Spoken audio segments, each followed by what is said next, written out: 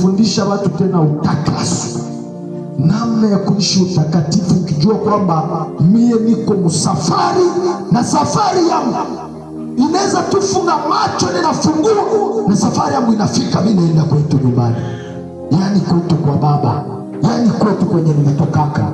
Bwana Yesu atusaidie. Amen. Kuna vantilie mmoja wa Ghana, labda ningetaka niseme hiki kwa sauti kabambi. Kuna mtu mmoja ambaye iko na jita prophetic pale Ghana, na amehakikisha kusema le 25 Desemba ndio dunia itaisha. Manake kuna weli ya watu ya madini.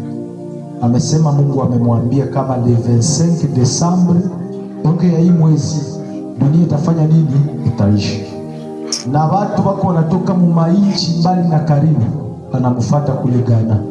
Kisha ametengeneza bato kabambi sana, na ile bato amefanya bato karibu zisha kwa 7 ndio nilisikia.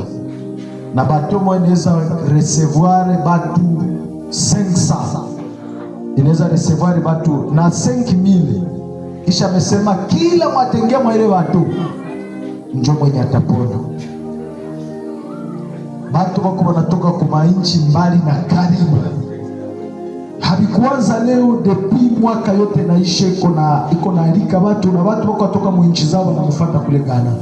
Kama yani kama hivi leo ni event, manake unabakia siku ngapi? 5. Dunia inaisha selo. Na vimetoboa sana kwa rezo sosio, vimetoboa sana, watu wengi sana wametaharuki, mbali na karibu, hata na wazungu wengine wamekubali kama dunia inaweza isha hivi.